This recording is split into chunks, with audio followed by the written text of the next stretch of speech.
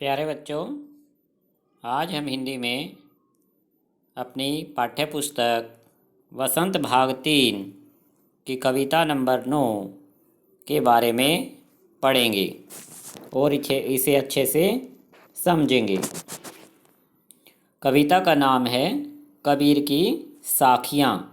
साखियाँ बच्चों एक प्रकार के दोहे होते हैं। ऐसे दोहे जिनसे मनुष्य को अच्छी शिक्षाएं मिलती हैं। तो कबीरदास ने अपनी इस कविता में, अपने इस दोहों में मनुष्य को अनेक शिक्षाएं दी हैं, अच्छी शिक्षाएं दी हैं। इसके कवि हैं कबीरदास। तो सबसे पहली साखी में कबीरदास जी कहते हैं, जाति ने पूछो साध की, पूछ लीजिए ज्ञान।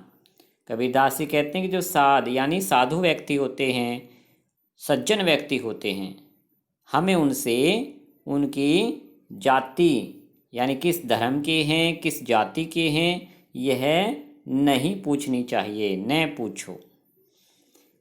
क्या पूछना चाहिए? पूछ लीजिए ज्ञान। हमें उनसे ज्ञान की बातें पूछनी चाहिए, यानी उनसे ज्ञान प्राप्त करना चाहिए।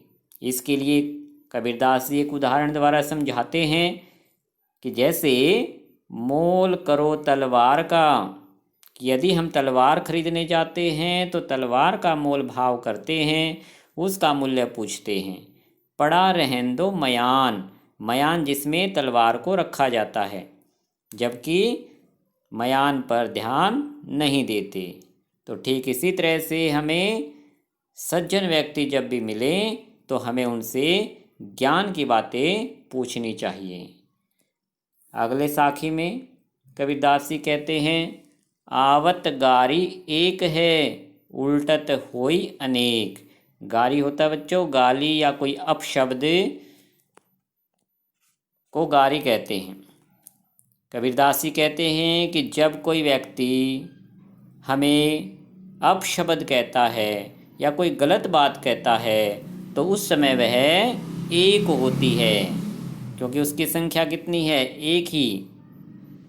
उल्टत होई अनेक, उल्टत यानी जब हम उसे पलट कर गलत बात कहते हैं तब उनकी संख्या अनेक यानी कई हो जाती है। तो कबीरदास जी क्या समझाना चाहते हैं? कहे कबीर नहीं उलटिए, कि हमें उसे पलटकर अपशब्द या गलत बात नहीं कहनी चाहिए। यदि हम ऐसा करेंगे तो वही एक की एक, वह एक ही रह जाएगी और इससे क्या होगा बच्चों? लड़ाई झगड़ा नहीं होगा। क्योंकि अगर कोई हमें गलत बात कहता है, अपशब्द कहता है, तो हमें एक कान से सुनकर दूसरे से निकाल देना चाहिए। अगर हम अपने मुख से उसे कोई गलत बात कहेंगे तो वह अनेक बात बन जाएंगी और इससे झगड़ा बढ़ जाएगा। तो कबीरदास जी ने हमें इसमें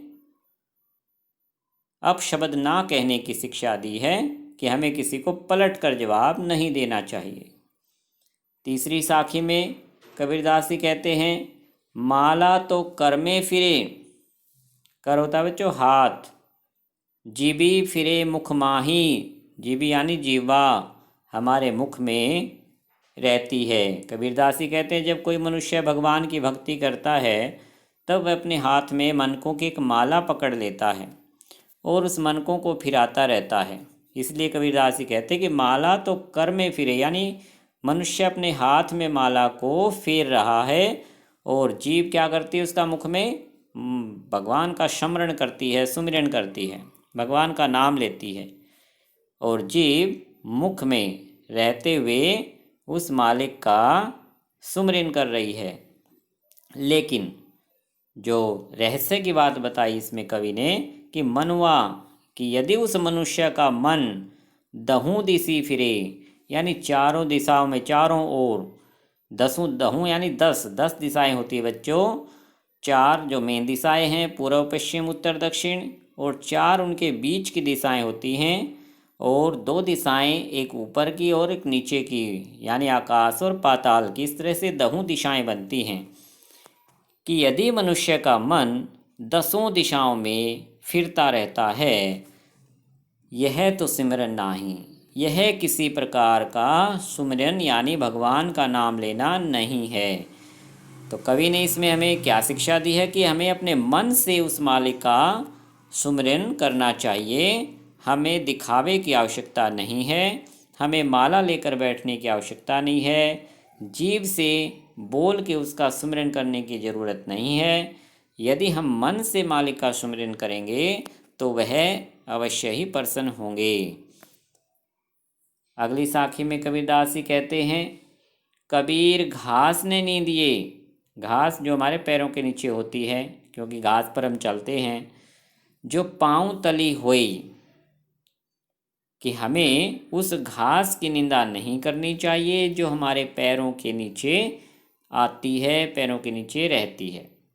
यहाँ कबीरदास जी ने बच्चों घास से मतलब ऐसे लोगों की तरफ इशारा किया है जो हमारे से नीचे हैं, हमारे से गरीब हैं, हमारे से नीचे जीवन यापन करते हैं, कि हमें या कमज़ोर हैं। तो कबीरदास जी कहते कि हमें किसी कमज़ोर व्यक्ति की निंदा चुगली नहीं करनी चाहिए, बुराई नहीं करनी चाहिए। क्यों नहीं करनी चाहिए? इसके लिए कबीरदास जी ने उदाहरण दिया है, उड़ी पड़े जब आँख में, कि जब वह घास उड़कर हमारी आँख में गिरती है, कि घास का अगर एक छोटा सा तिनका भी अगर हमारी आँख में आ जाए, खरी दुहेली होई, कि बहुत ही दुखदाई होती है। कि अगर उस घास का एक छोटा सा तिनका भी अगर हमारी आँख में आकर पड़ता है तो हमें बहुत दुख होता है। तो इसीलिए कबीरदास इसमें समझाना चाहते हैं कि हमें कमज़ोर व्यक्ति या हमारे से जो गरीब व्यक्ति है उसकी बुराई नहीं करनी चाहिए, क्योंकि अगर एक दिन वह आवाज़ उठा देगा तो हमारे लिए कष्टकारी बन जाएगा। अगली साखी में, लास्ट साखी में कबीरदास जी कहते हैं, जग में बैरी कोई नहीं, जग यानी संसार, बैरी यानी दुश्मन, शत्रु, कि संसार में कोई भी हमारा शत्रु नहीं हो सकता। कब नहीं हो सकता बच्चों? जो मन शीतल होए, यदि हमारा मन शांत है। कबीरदास जी कहते हैं कि यदि हमारा मन शांत है तो इस संसार में कोई भी हमारा दुश्मन नहीं है। या आपा को डारी दे, आपा यानी अहंकार, घमंड, कि यदि हम अपने घमंड को, अहंकार को डाल देते हैं, डारी यानी कि छोड़ देते हैं, कि यदि हम अपने घमंड को त्याग दें, अहंकार का त्याग कर दें, दया करे सब कोई, तो सभी हम पर दया करेंगे, यानी सभी हमसे खुश रहेंगे।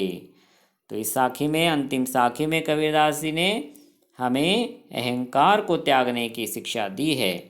अगर हम अहंकार को त्याग देते हैं, हमारा मन शांत है, तो इस संसार में कोई हमारा दुश्मन नहीं बन सकता, सभी हमारे मित्र बनकर रहेंगे, सभी हमसे खुश रहेंगे।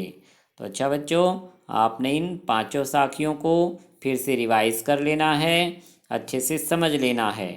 कल हम इसके सरलार्थ लिखेंगे।